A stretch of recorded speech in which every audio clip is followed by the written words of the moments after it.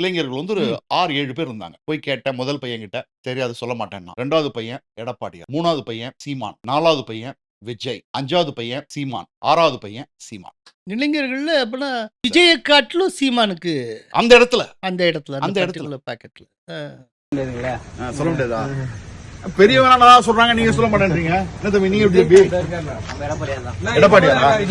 எல்லாமே நான் வந்து இதுதானே சீமா தானே. திமுக சீமானா?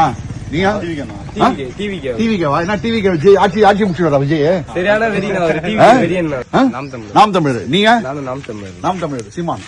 விஜய் என்ன சொல்றாங்கன்னா, சில பேர் இன்னொருத்தர் கேட்டேன், விஜய் வந்திருக்காருல்ல, வரட்டும் பாப்போம், அவர் செயல்பாடு எப்படி இருக்கு அரசியல்லன்னு ஒரு 5 வருஷம் பார்ப்போம், அதுக்கப்புறம் யோசிப்போம். இப்போ ஓட்டு போடுறதெல்லாம் கிடையாது, பார்ப்போம். 5 வருஷம் தாக்குப்பிடி போற பார்ப்போம். இப்ப அவர் என்ன இப்ப வந்திருக்காரு, இப்பதான் வந்திருக்காரு.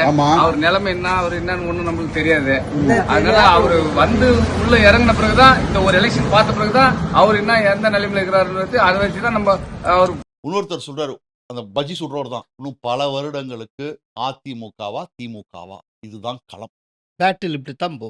ஏடிஎம்கே திமுக 2 தான் மாத்தி 2 பேர் வரைக்கும் போவாது. ஏடிஎம்கே திமுக தான் மாத்தி ஆள முடியும், வேற யாரும் வர முடியாது. நான் கேட்கறது என்ன, இப்ப நீங்க இந்த கள ஆய்வுல ஏடிஎம்கே டிஎம்கே பாட்டாளி மக்கள் கட்சி இதுக்கு சமமா விஜய் பார்க்கல, அப்படி எதுவும் கிடைக்கல. நார்தர்ன் டிஸ்ட்ரிக்ட்ஸ்ல கிடையாது, கிராமப்புறங்கள்ல கிடையாது, குக்கிராமத்துல இல்லவே இல்ல. நகர்ப்புறங்கள்ல இருக்கக்கூடிய இப்ப விழுப்புரம் டவுனோ, விக்கிரவாண்டி டவுனோ, ஜெஞ்சி டவுனோ, அதோட மயிலம்ல கிடையாது. மயிலம்ல விஜய் இல்லவே டவுன்ல கூட இல்ல. ஜிஞ்சி டவுனோ இந்த மாதிரியான இடங்கள்ல கொஞ்சம் பேர் இருக்கலாம்.